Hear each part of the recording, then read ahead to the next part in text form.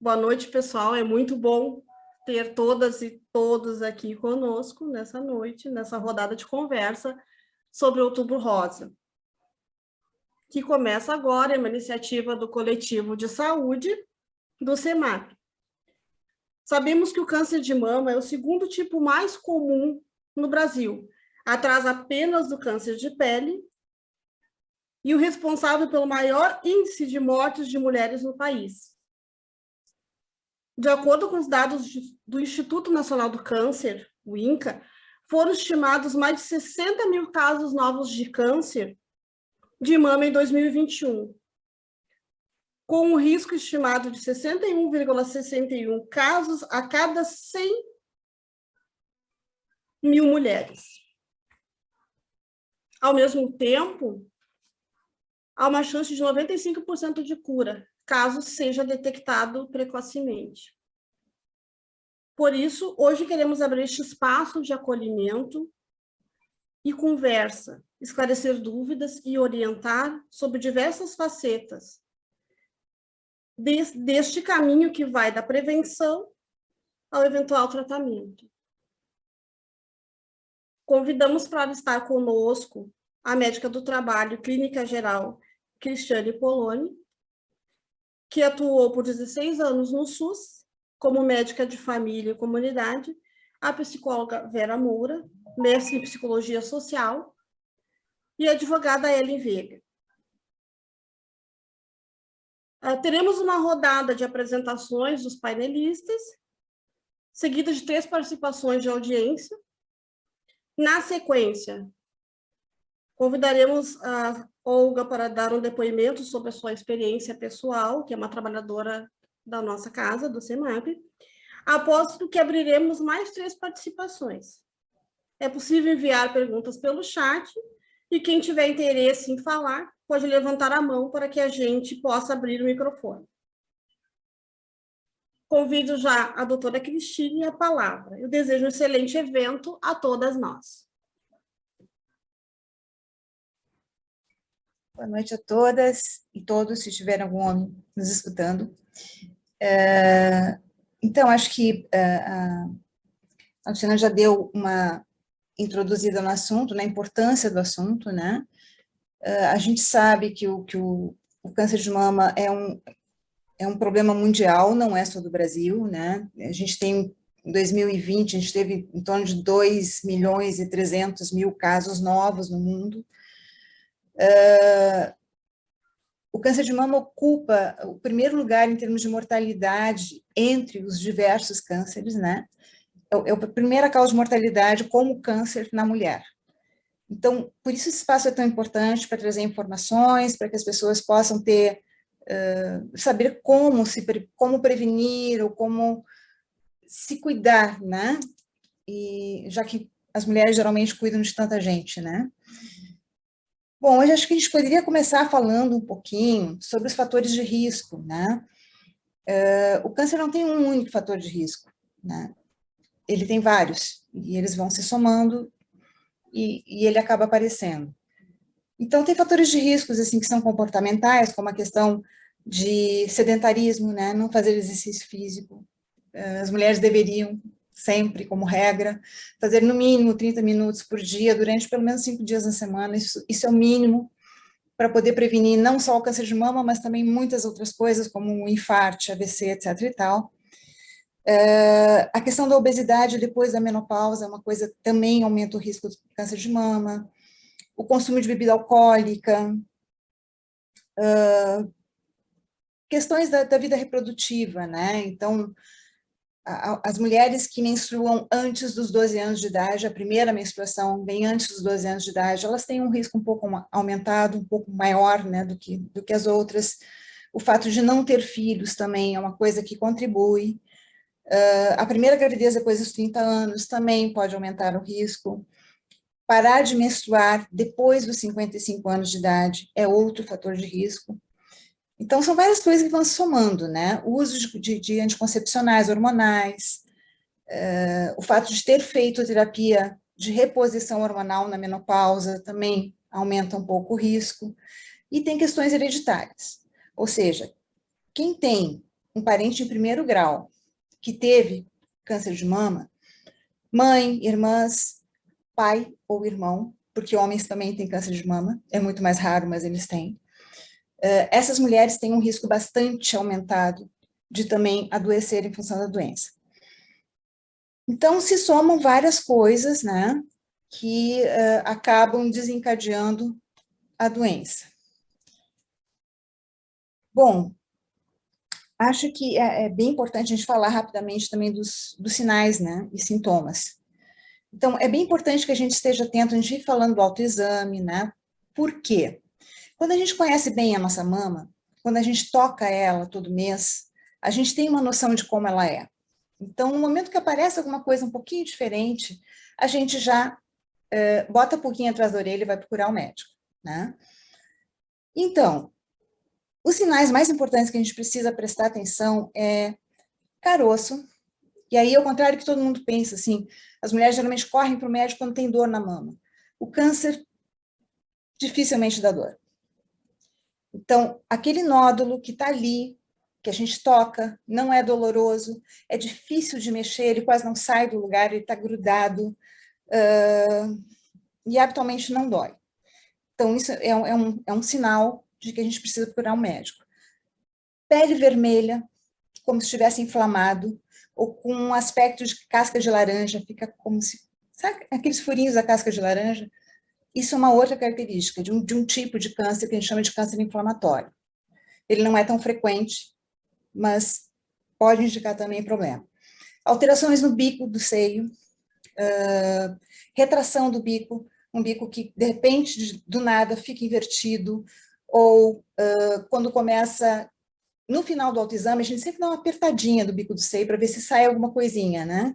Líquido no bico do seio, quando não se está amamentando, também é uma coisa que precisa ser discutida com o médico, ou ser avaliada pelo médico, né? Pequenos nódulos no pescoço ou na axila também são motivo de, não vou dizer de preocupação, mas de fazer uma visitinha ao médico, né? E aí a gente tem também, além desses sinais e sintomas, que a gente precisa estar atento e todo mês está dando uma verificada, existem os exames de rotina, que seria a mamografia, né? A ecografia, quando o médico julgar necessário, que também depende em que fase da vida a ecografia faz sentido ou não. A mamografia a cada 2 anos, gente, não tem que fazer todo ano. Faz todo ano quem tem um histórico de câncer de mama na família. Quem não tem, não precisa fazer todo ano, pode ser a cada 2 anos. E a partir de qualquer alteração que surja, então, o médico indicaria alguns outros exames, tá? Então, para não me estender muito, eu acho que, assim, esses são os tópicos que eu gostaria de deixar aqui para vocês, que eu acho que são importantes. E falar bem rapidamente, assim, da questão do tratamento. O SUS fornece tratamento, gente, tá? Para conseguir tratamento pelo SUS, a porta de entrada, a gente sempre diz que a porta de entrada do SUS é o SUS, ou seja, apareceu alguma alteração, vai ao posto de saúde mais próximo da sua casa, né? Aquele que geralmente tu está cadastrado, e por ali o médico já vai encaminhar, com certeza, ou os exames, ou se já vier com um diagnóstico, já vai encaminhar para tratamento. E uma coisa importante, no SUS existe, não é só no SUS, tem uma lei no país que diz que, na suspeita do câncer, os exames devem ser feitos em 30 dias. Nem sempre se consegue cumprir, mas é lei, gente, né? Então, assim, em 30 dias tem que ser encaminhado o exame. E no momento que se tem o que a gente chama de anátomo patológico, ou seja, foi biopsiado, a lesão foi biopsiada, e se tem ali o diagnóstico de câncer, a partir daí, 60 dias para iniciar tratamento, no SUS ou em plano de saúde, tá? Então, essas são as primeiras informações que eu gostaria de deixar, e a gente pode complementar depois, então, quando abrir para todo mundo, tá?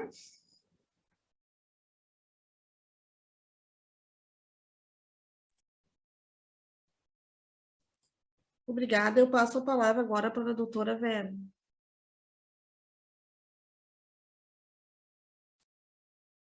Não. Agora tá. Estão me ouvindo? Sim. Sim. Sim? Sim.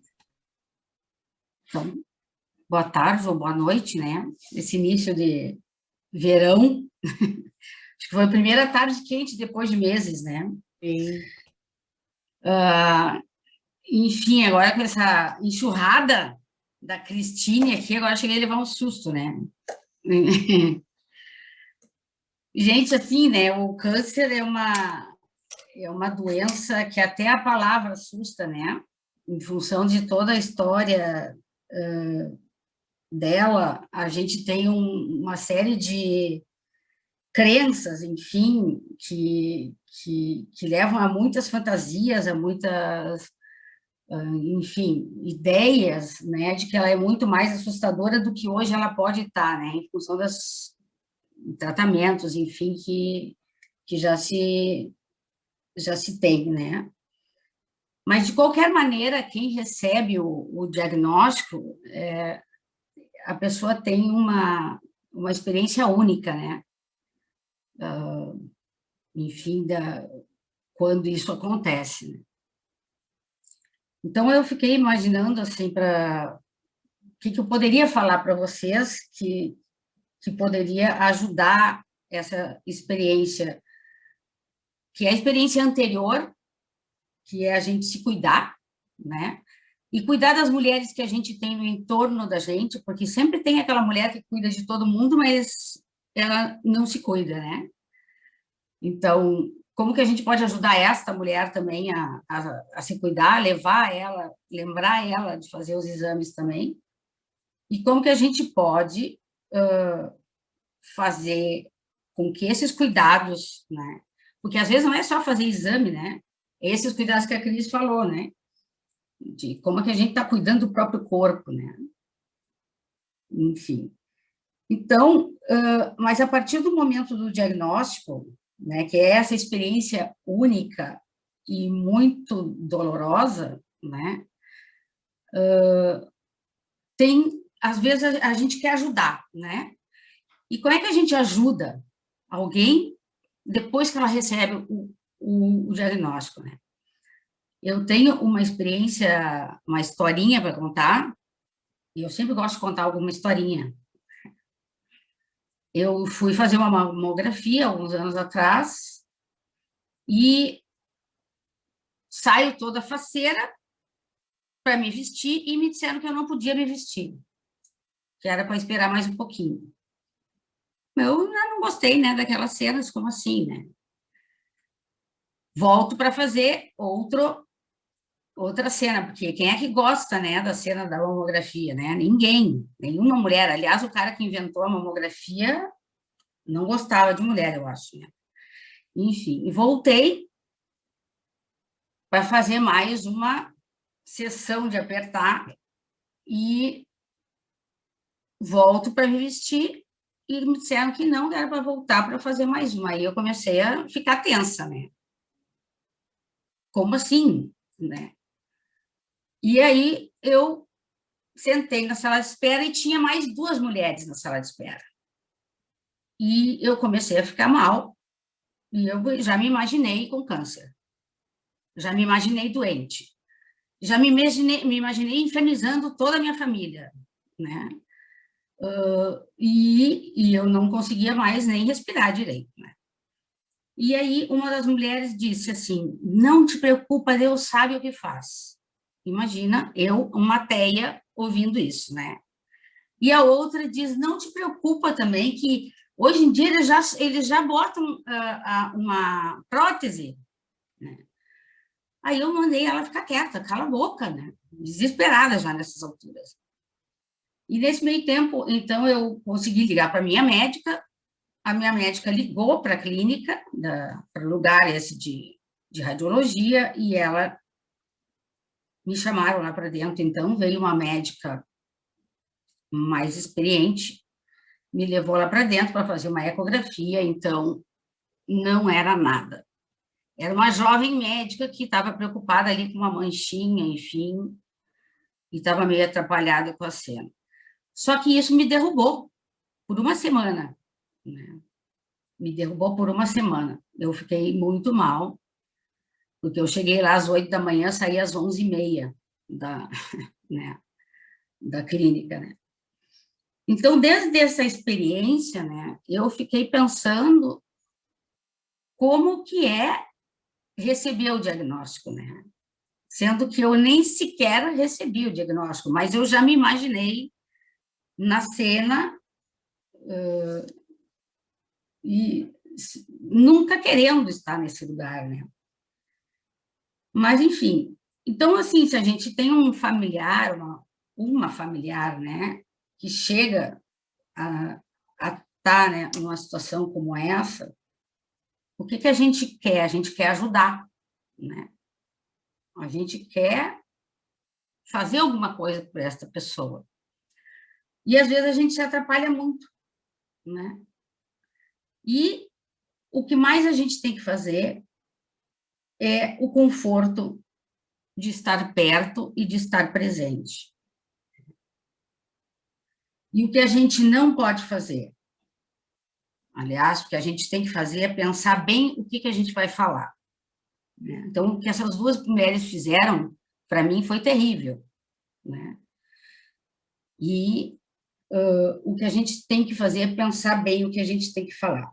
Então, uma das coisas é nunca mentir para a pessoa. Por exemplo, sobre a aparência física, né? Se ela já está em tratamento. Nunca dizer que ela está bem, né? Ou que ela está mais gordinha, às vezes a pessoa emagrece muito, né? A outra coisa, porque esse comentário falso a pessoa sente, né? A outra coisa é fazer comentário sobre o cabelo, né? Dizer, por exemplo, o seu cabelo nem caiu, não importa se caiu ou não. Não faça comentários sobre a aparência física da pessoa.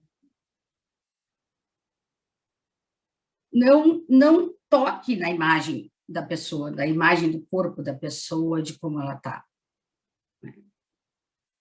Também nunca compare o estado que a pessoa está com a circunstância da doença desta pessoa com outra pessoa. Não importa, porque cada doença, cada câncer é diferente do outro. Cada pessoa vai ter, pode ser o mesmo diagnóstico, mas a trajetória da doença vai ser diferente da outra. E os tratamentos também variam muito, não são iguais. Então, a outra coisa que a gente pode fazer é não se atravessar no tratamento, dizer que talvez esse tratamento não seja o melhor. Quem decide o tratamento é a equipe médica, né? Então, a outra coisa é essa ideia do tratamento, então, não se intervir nisso, né? E mentir ou dizer que para a pessoa ficar tranquila porque passa rápido, né? Isso também é muito relativo, porque o passa rápido, né? O rápido para a pessoa que está na situação, né? Não é bem relativo, porque uma coisa é os 6 meses para mim, que não estou fazendo quimioterapia, e a outra pessoa é os 6 meses que está fazendo quimioterapia. Não tem nada a ver uma com a outra. Então, eu não sei se vocês já ouviram falar de um termo que se chama resiliência. Já ouviram falar desse termo? Ele está sendo também muito mal interpretado.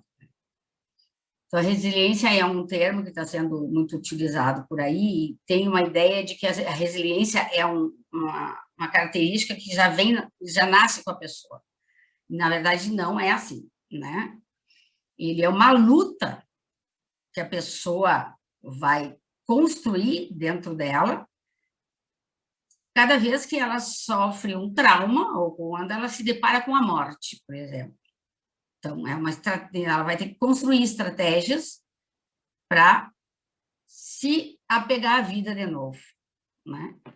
Então, a resiliência é essa luta para se apegar de volta à vida, né? E a resiliência vai ser construída de acordo também com o entorno social que ela tiver. Então, quanto mais solitária ela tiver nessa luta, mais difícil vai ser para ela se apegar à vida. Se ela tiver um entorno social que é acolhedor, que é positivo, enfim, vai ser melhor para ela, né? E, então, o que a gente pode fazer, né? A gente pode falar menos e escutar mais a pessoa. Perguntar mais para ela. Fazer perguntas. Pode receber mais essa pessoa, aceitar mais as coisas que ela está dizendo, o sofrimento dela. Outra coisa que se pode fazer é facilitar a vida dela. Existe uma série de coisas que acontecem quando a pessoa recebe o diagnóstico que ela vai ter que passar a fazer. Ela vai entrar em licença, se ela trabalha, ela vai ter que encaminhar papéis, enfim, N coisas, né? E uma das coisas que essa pessoa vai precisar fazer é descansar. Então, se ela tiver que resolver muitos problemas, né, vai piorar a situação dela.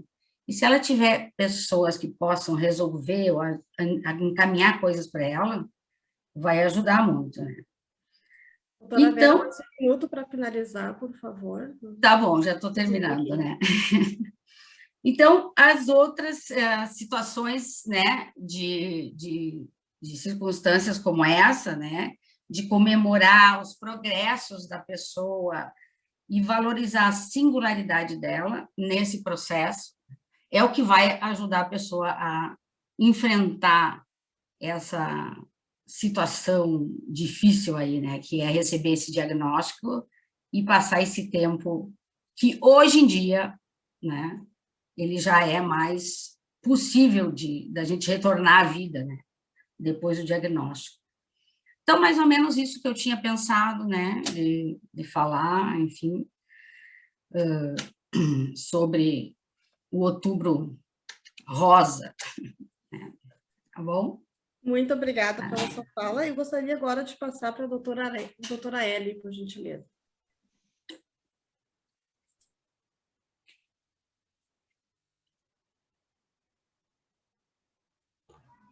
Agora sim, me ouvem? Sim. Tentei desbloquear que não estava Sim. conseguindo. Boa noite, meninas. Boa noite. E ao eventual menino que esteja entre nós.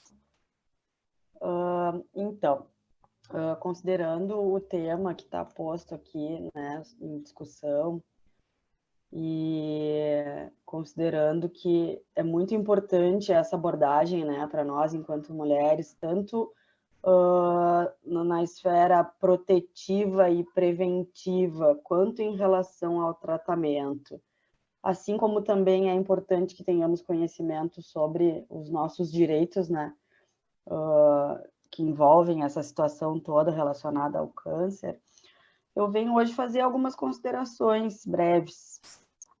Então, assim, penso que, evidentemente, né, que ninguém deseja ser surpreendido com uma notícia desse porte, que efetivamente traz muito impacto na vida da gente, mas eu acho que é importante que a gente tenha o efetivo conhecimento daquilo que nos cerca e que pode respaldar especialmente o tratamento, né, e que traga algum tipo de conforto durante o tempo que a pessoa precisa se tratar.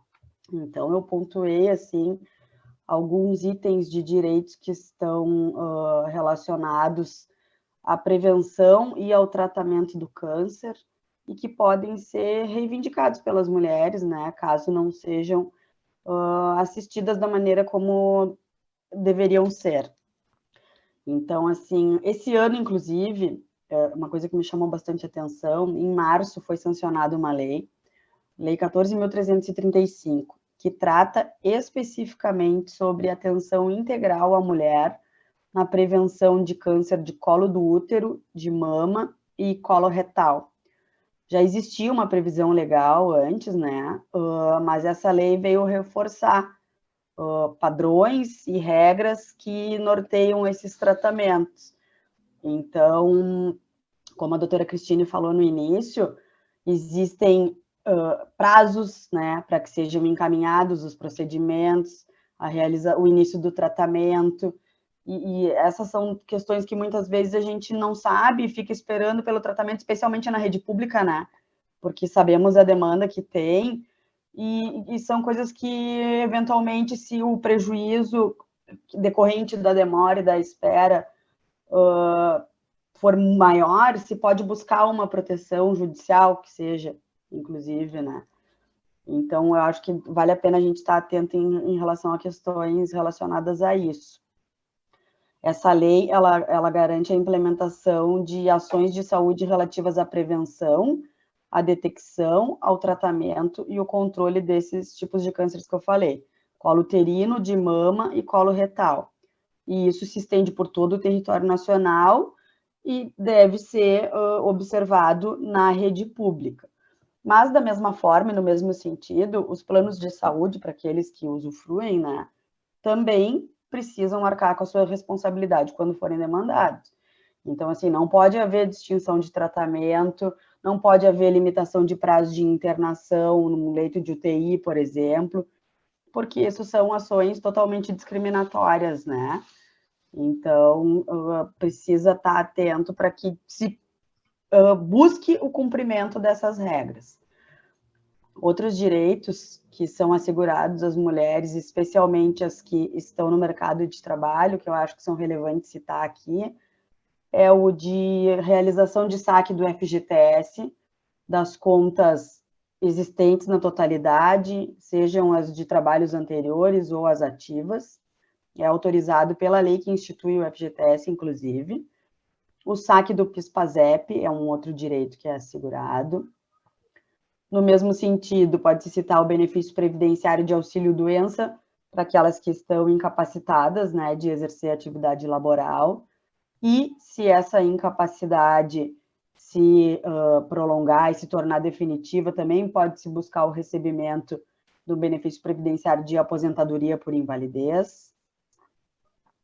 Um outro direito que se pode citar aqui é a isenção de imposto de renda para os aposentados e para as pessoas que recebem pensão, e nos impostos relacionados aos veículos que são adaptados, caso se faça necessário, né, o portador da neoplasia maligna adquirir um bem adaptado nesse sentido. Além disso, um direito que a gente vê sendo assegurado todos os dias no ambiente jurídico, apesar de muitas vezes não fazer diferença na prática, é a prioridade na tramitação dos processos, que em grande escala podemos dizer que não é observada em função do número de demandas, dependendo do órgão do Poder Judiciário, né, da quantidade de processos que tramita naquela entidade, enfim. E, por fim, um direito que eu acho que é muito relevante, que deve ser relatado, é o de fazer a realização da cirurgia plástica de mama reconstrutora para os casos em que houve perda total ou parcial, né, em decorrência do câncer.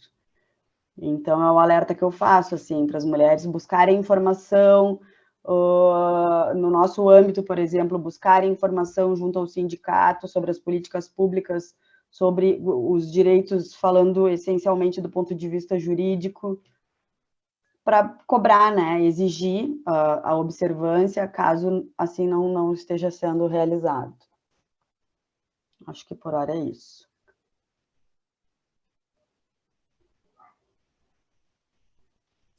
Muito obrigada, Ellen. Gostaria agora de abrir o espaço, né, para todas falaram fatos pontos fundamentais nas suas falas, né?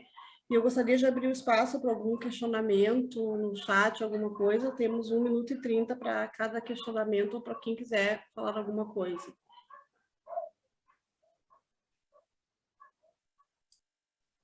Ana, está me escutando? Luciana, está me escutando? Sim, está escutando? Sim, Olga.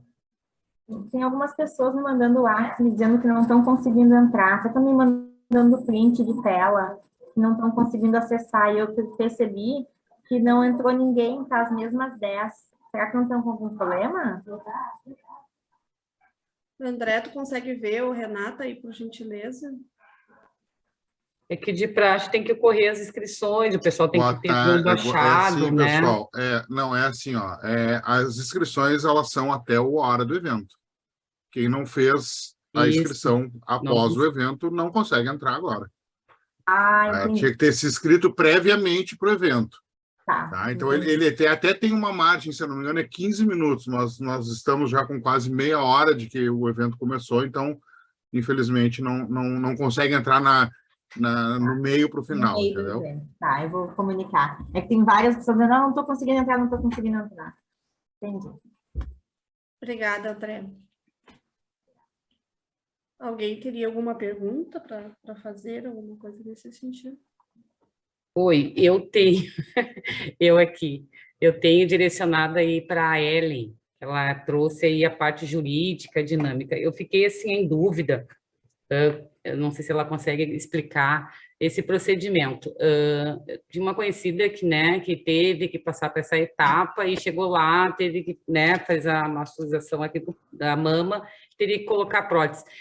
Mas como era particular, foi bem tranquilo. Na parte do SUS, que tem que reivindicar a forma jurídica, eu fiquei em dúvida, assim, é o médico que vai dar esse andamento, o médico vai chegar, olha, sei lá, tu precisa colocar prótese. Eu queria saber como que é, assim, esse procedimento, quem é que faz esses encaminhamentos, no caso, o médico ou o posto.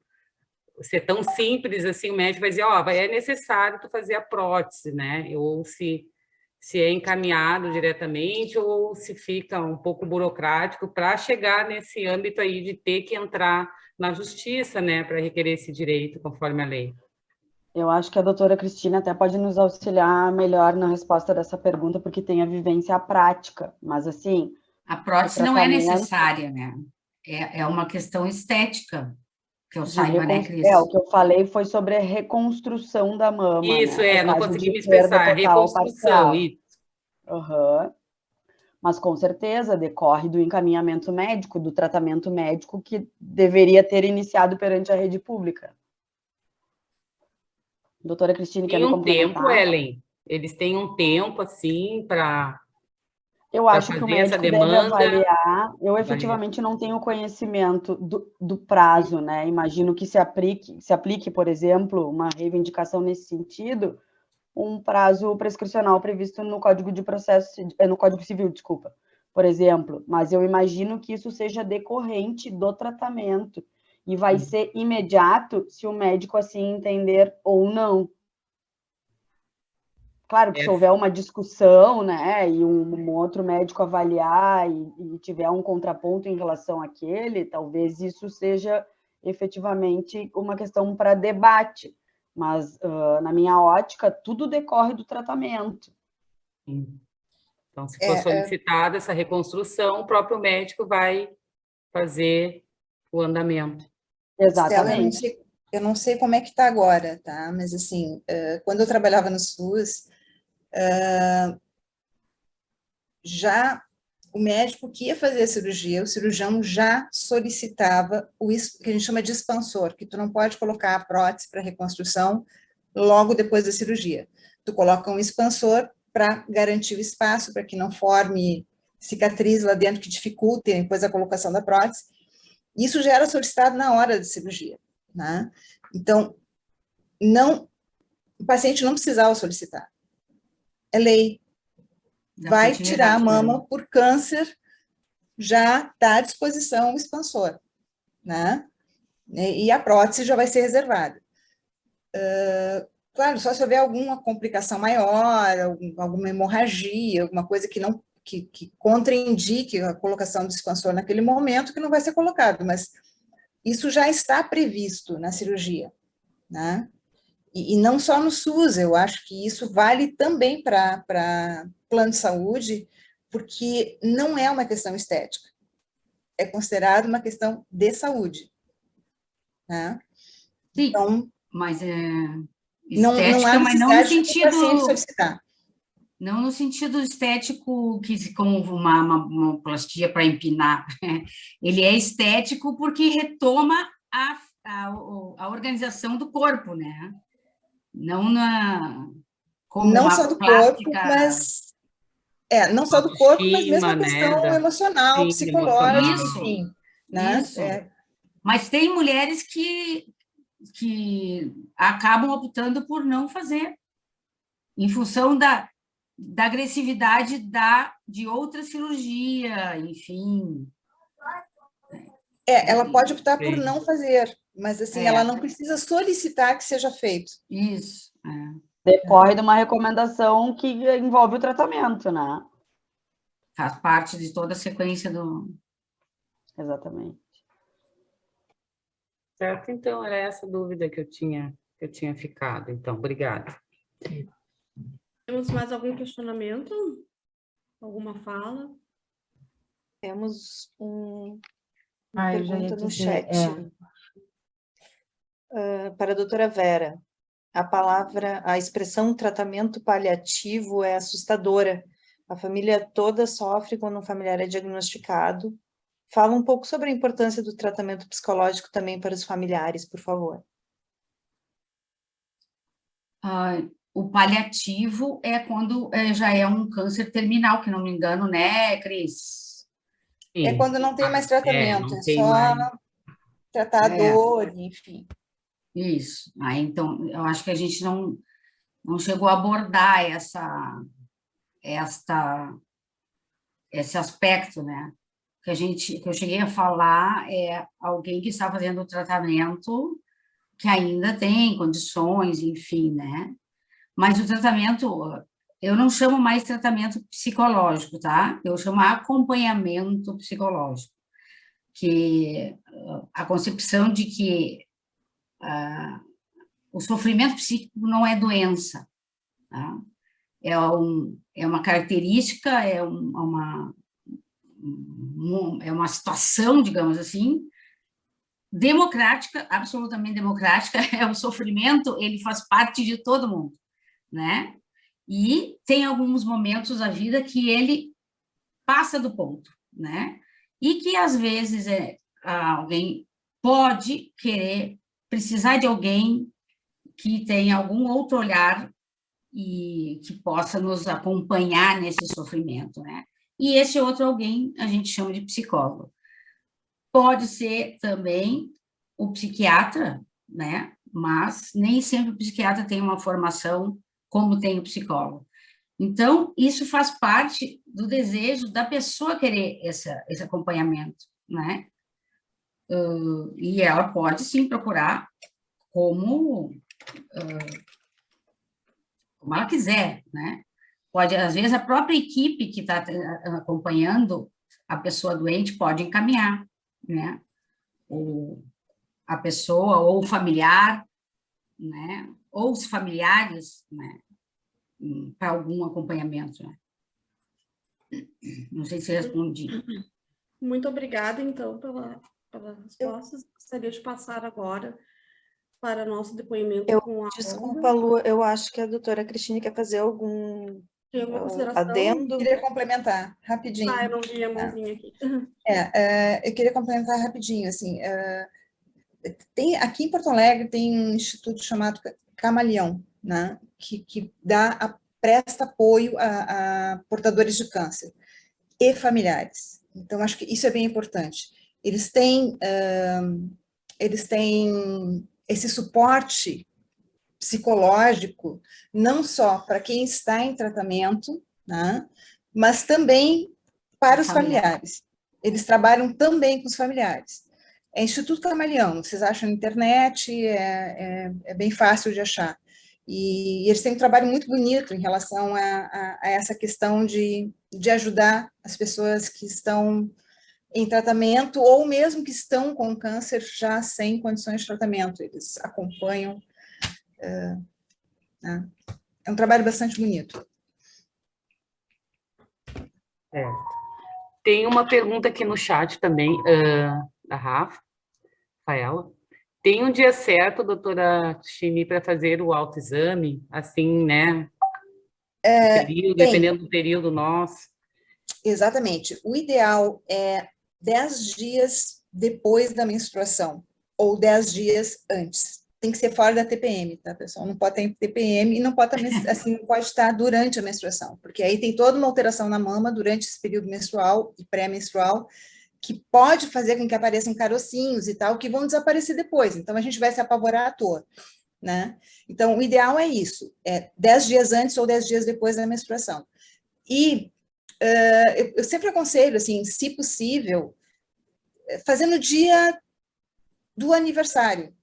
Por exemplo, eu sou de 14 de junho, né? Então, todo dia 14 do mês, de qualquer mês, eu vou lá e dou uma papadinha na minha mama. Eu não menstruo mais, então não tem problema de estar em período pré-menstrual, não. Eu acho que já estou na pré. Daí, quem está na pré, também dá para usar essa data? É aconselhável? Se não cair nesse período dos 10 dias antes da menstruação e 10 dias depois, se não cair dentro desse período do teu aniversário, tu pode usar ele, né? Porque é uma forma da gente lembrar. Ou Sim. estabelecer um dia do mês que vai ser sempre aquele, para que a gente não esqueça de fazer, porque é bem importante que a gente lembre de fazer todo mês, para poder conhecer bem a mama, né, gente? Porque quando tu conhece bem teu corpo, qualquer alteração tu percebe, né? Sim.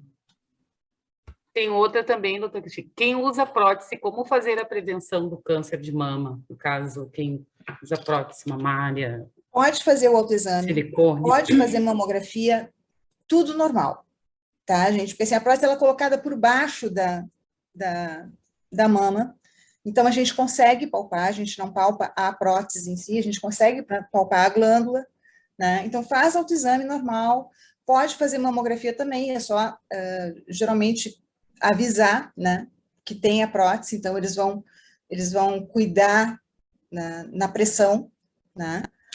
Então é tranquilo, tá, gente? Não tem muito mistério. Tá? Não consigo nem imaginar, uma prótese apertar a mama. Eu também não consigo, Vera, mas pode, tá? Sem problema. É o que os ginecologistas geralmente dizem, olha, sem problema, pode fazer. É claro, a pressão vai ter que ser diferente, né? E de qualquer maneira, a gente tem outras coisas, a gente tem ecografia, a gente tem outros recursos, a gente tem ressonância, tem outros recursos para poder avaliar a mama, tá? Além da mamografia. Você que está aí na coordenação, está aberta perguntas, porque está vindo aqui eu acho que agora nós temos o depoimento, Estela, e aí depois a gente retoma os questionamentos. Tem uma aqui. Sim. Primeiro o testemunho da Olga ali, né? E depois a gente retoma os questionamentos. Então. Oi, Luciana. Pelo que eu entendi, a pessoa está conseguindo entrar. O som está muito baixo. Tá, desculpa. Estão me escutando melhor? Sim. Ok? Deixa eu levantar aqui o volume. Tá, ok. Então, boa noite, pessoal. Queria agradecer os presentes, tá? Tem alguns convidados meus que estão presentes também. Queria agradecer muito mais ainda a oportunidade de estar aqui com vocês. Então, eu sou uma pessoa, eu não vou dizer sobrevivente, porque eu não sei se seria essa o termo correto, mas eu sou uma pessoa que passou, né, por essa situação e, graças a Deus, estou aqui hoje conversando com vocês. Eu fui diagnosticada com câncer de mama aos 38 anos, tá? Um câncer que veio agressivo, em 2 meses, 1 mês e meio, na verdade, de um nódulo eu já tinha 3, né? Eu fiz esvaziamento de axila, retirada total da mama. Até foi comentado, a doutora me falou que coloca expansor, eu não coloquei expansor, eu coloquei direto a prótese na mesma cirurgia, eu já saí com a prótese da sala de cirurgia. Eu não quis fazer nova cirurgia para reconstrução de mamilo, foi uma opção minha, não quis, não quero até hoje, né? Mas eu vou contar um pouquinho sobre a trajetória, então. Eu fiz o autoexame, estava tomando banho, e eu tinha o costume de me tocar, sempre tive esse costume de me conhecer muito bem. E eu senti, né, um carocinho, e criou o alerta, como se diz, né? Fiquei observando, no dia seguinte toquei de novo, e continuava ali. No 3º dia que eu fiz o toque, eu senti que ele se mexia, porque até então eu tocava E eu não fazia nada, tocava e sentia, tocava e sentia. No terceiro dia, eu tentei andar com ele de um lado para outro, senti que ele se mexia. E eu disse, não, não é nada, que é alguma coisa. Porque a gente está até acostumado a ter aqueles nódulos em período menstrual, a gente sabe que eles vêm e vão. Só que eu não estava nesse período, né? Então isso me preocupou um pouquinho mais. Quando eu procurei o médico também fez o exame de toque, também ficou meio assim, me mandou para o exame, e no exame, então, deu, né? Deu que era um nódulo, né? Um carcinoma. E na punção, quando eu fiz a biópsia, deu que ele era agressivo, né? Fiz a cirurgia, eu até relutei um pouquinho com a cirurgia em função de trabalho, eu marquei a cirurgia, o médico marcou 3 datas até que eu consegui encaixar na época. Esse período que, por isso eu digo, eu levei um pouquinho de tempo, nesse período de 1 mês e meio, né, ele se tornou 3 nódulos. Então, eu tinha um bem abaixo do mamilo e 2 ao lado. Eram 3 nódulos pequenos, graças a Deus. Função do tratamento, né? Eu fiz quimioterapia, a branca, que nem ontem foi falado até, a branca e a vermelha, e depois eu fiz 28 sessões de radioterapia, tá? Durante o período de tratamento eu não tive reação nenhuma, eu não posso falar que eu passei mal, eu fiquei hospitalizada, nada disso. Eu só tive hospitalizada para a cirurgia. Depois desse período, nunca mais eu voltei ao hospital até a data de hoje. Somente com meus exames de rotina. Graças a Deus, correu tudo bem. Eu tive uma equipe médica maravilhosa, tá? Eu tive pessoas que me apoiaram nesse período, que isso é muito importante, mais maravilhosas ainda, porque não deixaram um momento sequer que a peteca caísse. Então, eu agradeço essas pessoas, minha família, minhas irmãs, umas amigas que moravam, que eram vizinhas. Então, eu tive pessoas muito boas nesse período. Pessoal do meu trabalho, não tenho palavras para agradecer, tá? A minha chefe, principalmente, porque ela nunca me cobrou nada, eu precisava sair, pro exame eu saía, se eu dissesse, não vou poder ir, não tem problema. Então, eu tive muito apoio no meu trabalho, nesse período também. Isso é muito importante, e eu acho que isso a gente tem que sempre salientar, né? Porque as pessoas que nos rodeiam são elas que nos dão a vida e elas que nos colocam, que nos matam, tá? Porque a gente sempre diz, o olho de uma pessoa com inveja, ele te derruba, tá? Mas o sorriso e o abraço de uma pessoa que te acaricia, ele te levanta. Então, isso para mim tem muito valor. Eu sou muito família, eu sou muito vizinha, eu sou muito amiga, tá? Por que precisar, eu estou sempre ali. Agora, nesse momento, eu estou na live, estou com 2 crianças do meu lado, porque minha irmã está trabalhando. Então, a gente é assim, pau para toda obra. E eu sempre levei a minha doença assim. Eu sempre digo que eu não tive câncer, eu tive uma gripe, um pouquinho mais forte, mas que logo, logo curou. Eu fiz meu tratamento durante todo o período, tá? Certinho, regrada, eu ia no médico. Eu não era muito regrada para a função de, em 30 dias, é 32, mas eu nunca deixei de fazer, tá?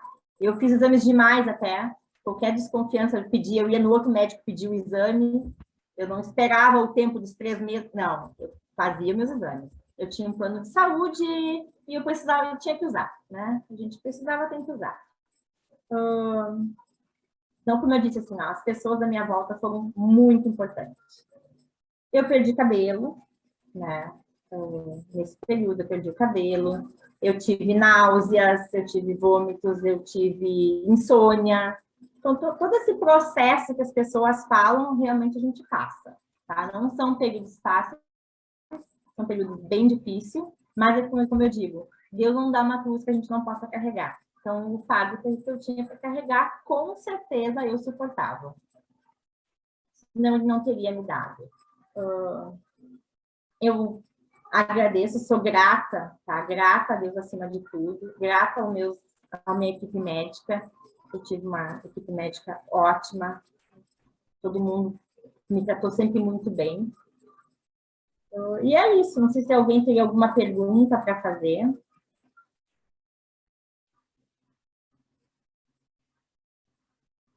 Eu tô com uma prima agora online, tá? Ela deve estar no chat falando alguma coisa, que ela tá enfrentando isso agora, tá? Eu quero que ela saiba que a gente está aqui para acolher, para dedicar a ela um carinho especial. Eu sei que não é fácil, eu já passei por isso.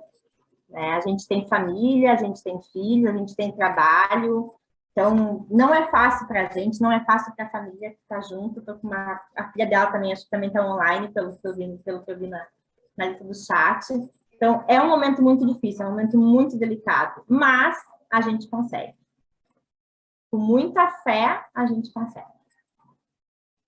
Muito obrigada, Olga, pelo teu testemunho e sinto essas moças que estão aqui participando, né? Sintam-se abraçadas por todas nós aqui neste momento tão difícil, que tenham força para prosseguir e continuar na luta, né? Para sermos vitoriosas, assim como tu e outras que a gente conhece nesse mundo aí que a gente está passando com tanta dificuldade do câncer, né, que elas consigam ter força para prosseguir, né. Agora nós vamos, então, abrir o espaço para mais algumas perguntas. A Estela falou que tinha, né, com um tempo de 1 minuto e 30 para o questionamento e para as respostas.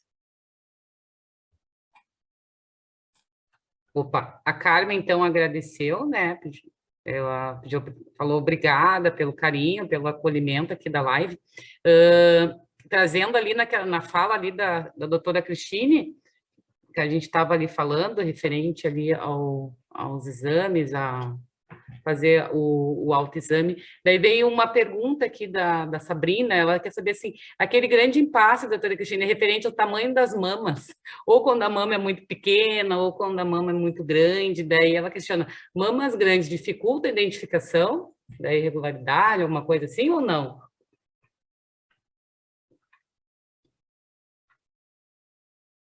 Está sem áudio, acho que a dona Cristina. Ah, sim, agora sim. Deu? Então, as mamas grandes dificultam um pouquinho o autoexame, mas nem por isso se deixa de fazer. E lembrando também que o autoexame, ele não exclui a mamografia, né? Ou seja, a gente faz o autoexame para que nesse intervalo de 2 anos, se aparecer alguma coisa, a gente corre antes, não espera os 2 anos. Mas a cada 2 anos é importante sim fazer mamografia, porque mesmo numa mama normal, não sendo uma mama grande, uma mama normal, carocinhos muito pequenos a gente não consegue detectar com o dedo, né? Então a mamografia tem essa vantagem que ela consegue enxergar melhor com os nossos dedos. Então a cada 2 anos é importante fazer o exame, né? E na mama grande a mamografia consegue, os raios X atravessam, é possível detectar com mais facilidade do que com o dedo, mas se for algo mais superficial, o dedinho alcança, né? Certo, então, a princípio, aqui pelo chat não tem mais perguntas. Então, muito obrigada, então, a todos. Então, vamos passar para as considerações finais. Desculpa, Lu, eu vou te interromper rapidamente. Tem uma pergunta da Rafa ali. Isso, entrou uma pergunta nova. Tem agora que entrou uma aqui. Tu vai ler, Renata, ou quer que eu leia? Pode falar aí, Estelinha, vai tranquilo. Então, assim, ó, a Rafa complementou. Verdade, o ideal é fazer a mamografia, ecomamária, porque teria alguns pontos que só seriam visíveis na complementação de ambos os exames. Como a doutora Cristine falou, a gente sempre acha que é só a mamografia, mas tem outros tipos de exames, né, que pode ser feito ali. E agora também eu me lembrei, doutora Cristina, uma coisa que era referente à segurança ali quando a gente faz o tratamento, para a gente sempre poder observar os locais, principalmente a área do SUS, aqueles coletes de proteção para não receber, né, as irradiações ali quando faz. Eu me lembro que uma vez que eu faço sempre aqui numa clínica, na Venâncio, que não sei se estava com problema, alguma coisa, e a gente teve que aguardar muito tempo que elas teriam que trazer esses coletes, que coloca ali para a gente fazer a proteção ali onde ela vai fazer o raio-x da mama. Não, né? Então, assim... para a gente observar os locais. Então. 2 coisas. Primeiro, em relação à dúvida da Rafa, tá? Mamografia e ecografia. Cada uma tem um olhar diferente. A mamografia, ela enxerga melhor a mama de mais idade, a mama que já teve uma certa substituição da glândula por gordura. Ela penetra melhor na gordura. Por isso que ela é mais indicada a partir dos 40 anos. Né? A mamografia, quando é feita antes dos 40 anos, a gente ainda tem muita glândula, então ela não consegue enxergar tão bem. E aí a ecografia entra como complementação ou até como um exame talvez até mais importante que a mamografia, porque ela percebe melhor através da glândula, né? Enquanto que a mamografia percebe melhor através da gordura. Tá? Então, depende, elas se complementam sim, né? Então, em determinados momentos, quando tu quer ter mais segurança, tu pode fazer as duas, né? Se tu precisa de uma segurança maior. Se for uma pessoa com menos de 40 anos, tu vai pedir uma ecografia, provavelmente vai complementar com uma mamografia se for necessário. Depende do tipo de nódulo também, né? Então, se for um nódulo mais endurecido, às vezes precisa mamografia, mesmo que seja uma pessoa mais jovem. Então, depende, o médico vai ter que pesar, botar na balança. Mas a partir dos 40, geralmente a gente já pede a mamografia e, se não for suficiente, a gente complementa com a eco. Em relação ao que tu colocaste, Estela, me fugiu agora. Segurança ali quando faz a proteção ali quando a gente colete. faz. Então, o colete de chumbo, na realidade, é para proteger uma área do corpo. O que vem sendo recomendado é que na mamografia se forneça a proteção para o pescoço, porque nós temos uma glândula chamada tireoide que fica nessa região aqui, tá? E que às vezes a radiação pode acabar causando problemas, se ela for muito frequente. É por isso que a gente recomenda a cada 2 anos, e não a cada 6 meses, ou enfim, né? Porque a radiação, ela tem suas consequências, né? O colete de chumbo, ele é fundamental para quem vai operar a máquina, né? Como sua proteção. A radiação é um dos fatores de risco para câncer de mama e qualquer outro câncer, né? Então, por exemplo, se a gente vai fazer uma radiografia, digamos, no braço ou algum outro lugar em que vá uma quantidade grande de radiação, se recomenda o uso do colete, né? Agora, se tu botar o colete em cima da mama, tu não vai ver nada, porque o chumbo vai parar a radiação e tu não vai conseguir enxergar. Mas para quem está operando a máquina, é bem importante que seja protegida ou por uma chapa de chumbo, né? Às vezes elas entram atrás de uma chapinha, né? Ou usando colete. Certo, então. Obrigada, doutora Cristina. E aí, tem mais tempo? Como é que tá? Estela, tem um comentário ali Não, eu sei, eu estou monitorando aqui, eu só preciso ver o tempo. Tem um depoimento aqui da Alessandra para falar, daí para saber se dá para ler, dá para... Tem tempo? Como é que tá? Pode ser? Pode ler. Tá, eu vou ler aqui o depoimento da nossa colega Alessandra que colocou. Fui diagnosticada com câncer de mama no início de 2018. De lá para cá, já fiz várias mamografias. Na grande maioria dela, não senti dor nem desconforto, porque as mamas não foram tão comprimidas no aparelho.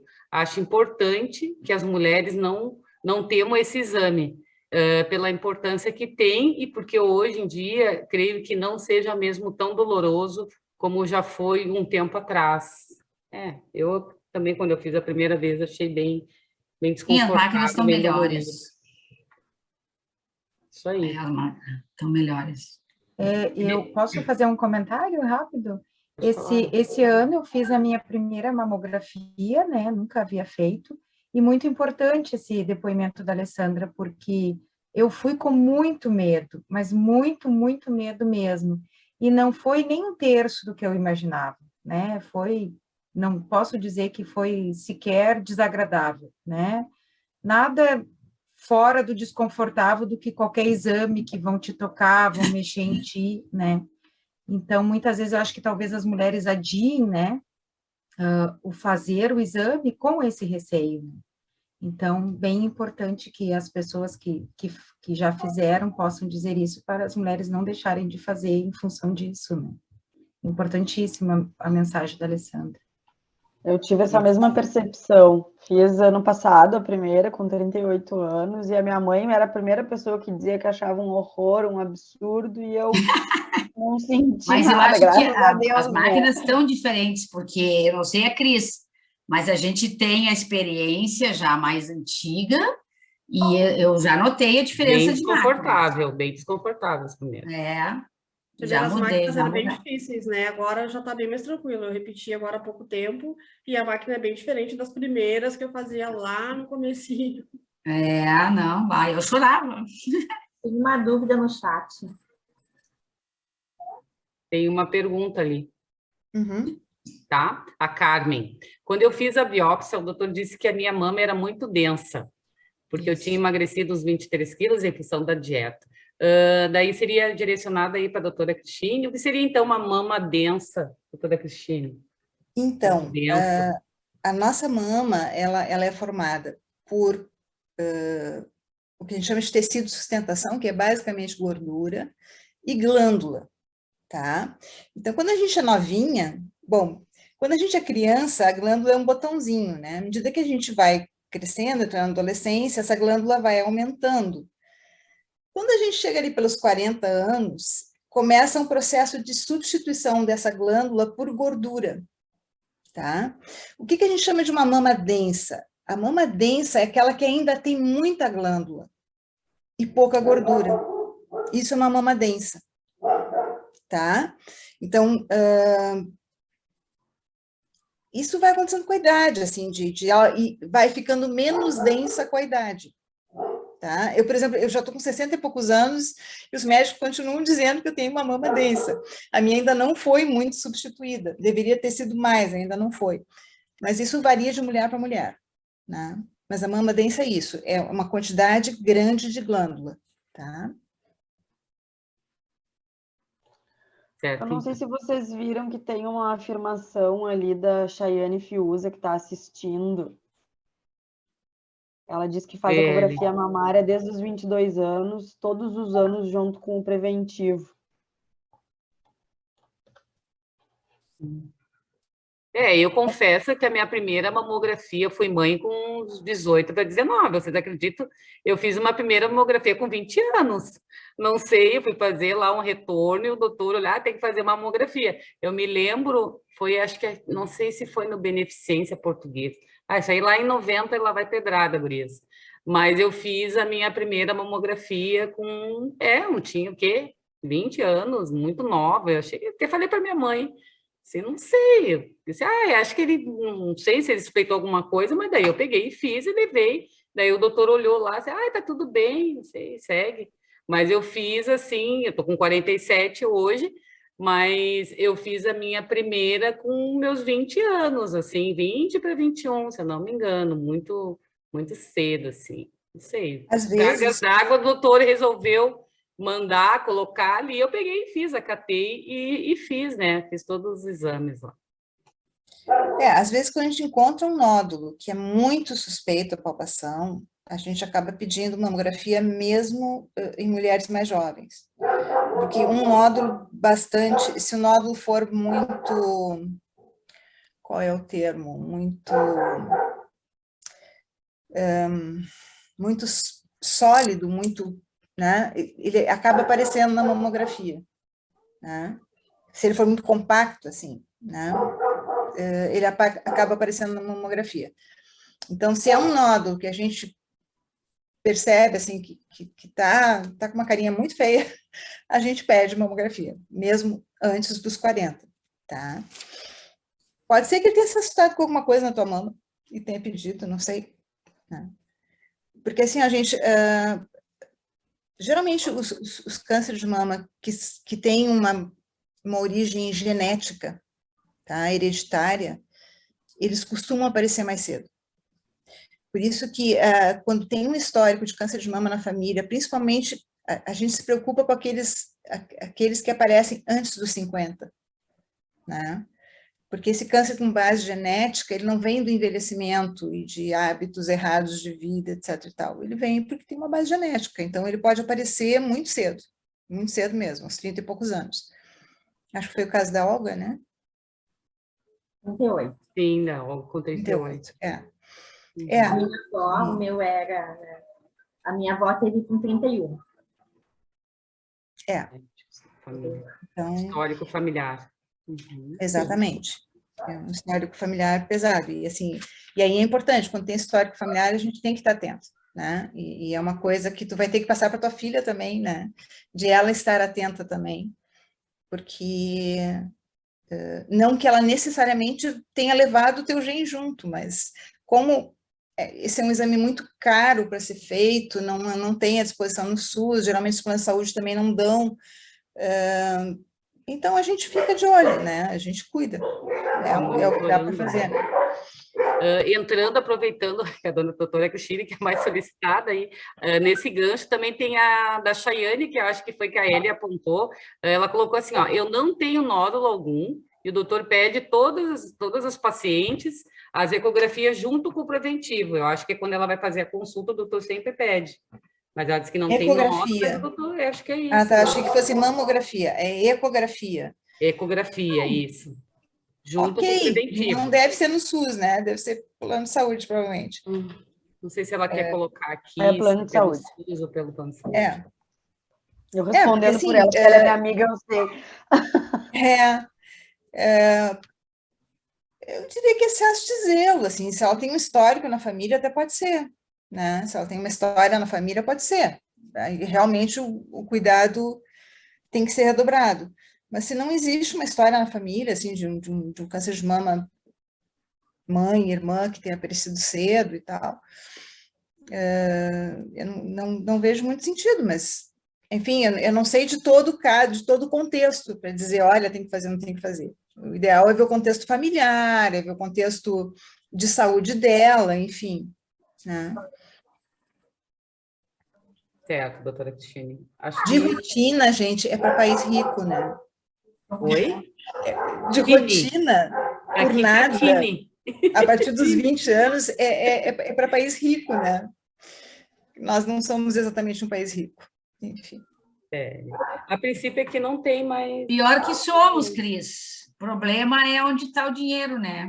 Ah, não, pois é, nós somos um país de poucos ricos, né? Mas não somos um país rico. E de muitos, dinheiro está sumindo, né? Pois é. Eu já vi a Dilma dizendo que nós somos um país rico. E somos mesmo. O pior é que nós somos, né? Mas o problema é sim, né? Verba para saúde, para educação tá muito curta, exato, né? Estão tirando. Isso. No SUS a gente trata essas coisas, gente, com muito, a gente lida com o dinheiro público com muito cuidado, sabe? Não é só negar exame para quem precisa, jamais.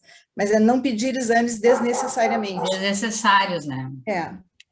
E deveria ser também nos planos, né, de saúde. Deveria. Porque isso aí é uma fortuna.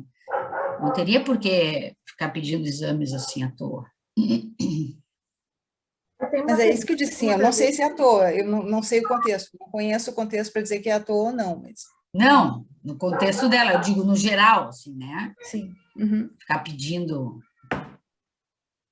eu tenho uma pergunta. Fazer uma pergunta no chat. Tem uma cachorrada aí. Posso falar? Posso falar? Posso? Eu fiz a minha cirurgia, né, há 10 anos, foi em março de 2012, e agora, então, eu teria que fazer a troca da prótese, tá? O doutor já me encaminhou e tudo mais.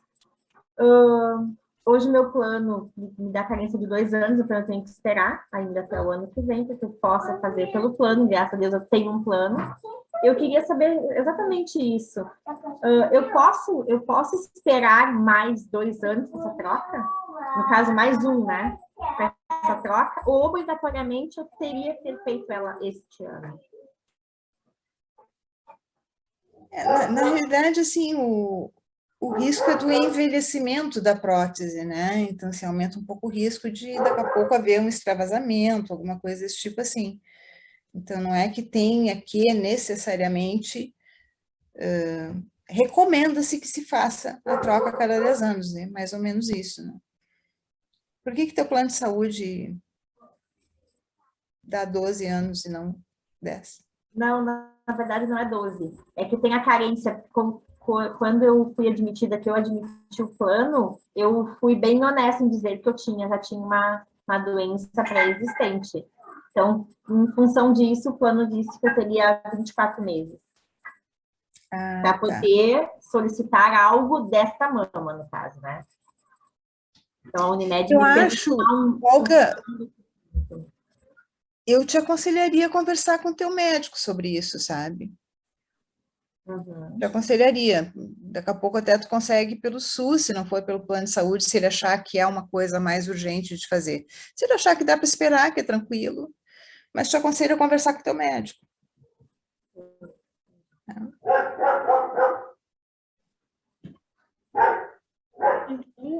não tem mais nenhuma pergunta no chat, Estela? Não, a princípio não, gurias. A última ali Então, foi essa vamos da encaminhar Chayane. para as considerações finais dos panelistas, né? Começamos pela doutora Vera, então.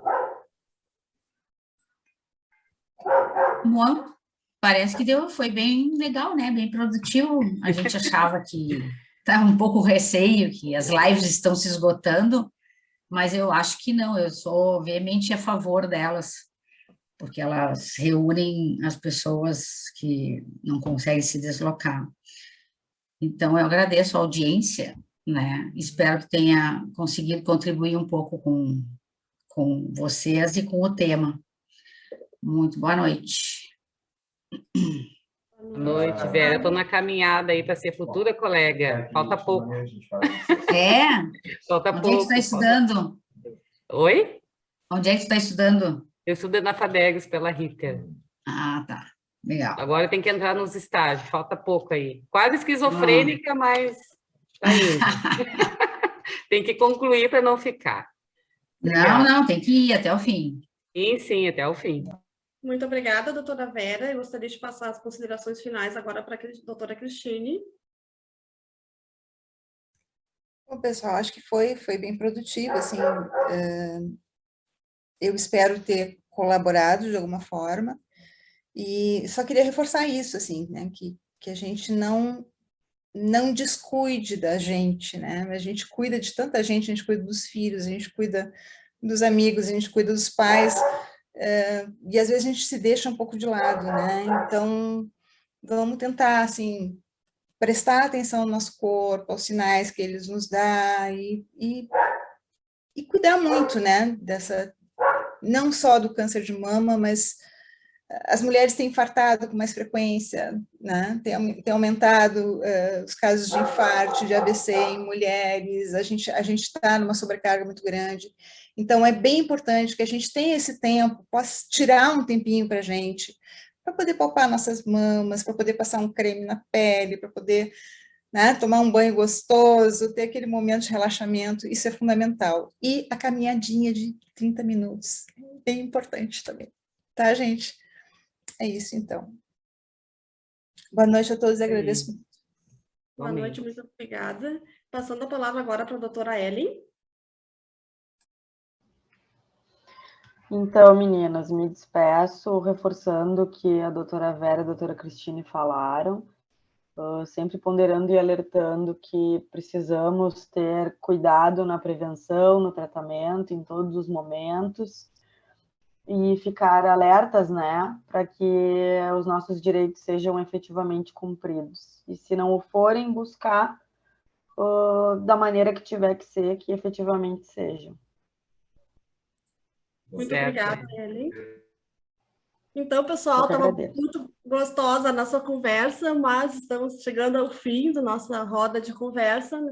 Gostaria de agradecer a contribuição de todas e todos aqui, das nossas painelistas, da nossa colega Olga, que veio trazer o testemunho dela, de todos os participantes também, e dizer que esse espaço é muito importante, né, de esclarecimento, de dúvidas, de crescimento, né, para que a gente possa multiplicar também para as outras pessoas que estão nesse momento, as que não puderam participar também.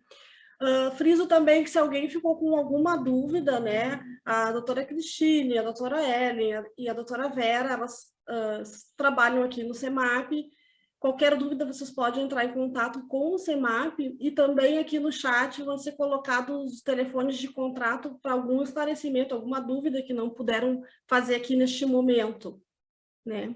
E gostaria também de avisar para vocês que essa live vai ficar salva no YouTube daqui da sexta-feira, a partir da sexta-feira ela vai estar no YouTube para que a gente possa, então, divulgar para aquelas pessoas, né, que não puderam participar por algum motivo, que elas fiquem, então, também atendidas, né. E com isso, né, nós nos despedimos, com agradecimento a todas, aos meus colegas aqui também do CEMAP que participaram, a Estela e todos os outros que estão dando suporte, a Renata, o André, enfim, todos, para não esquecer de ninguém depois, né, todos os colegas que participaram, e desejo uma boa noite para todos, né, e para todos que participaram também aí no chat, que estou vendo que está subindo os coraçõezinhos aí, muito obrigada. Uma boa noite para todos e até breve. Boa noite, até mais. Então, boa noite, meninas. Uma boa noite a Boa todos. Então, noite, estamos por encerrando o obrigada. evento.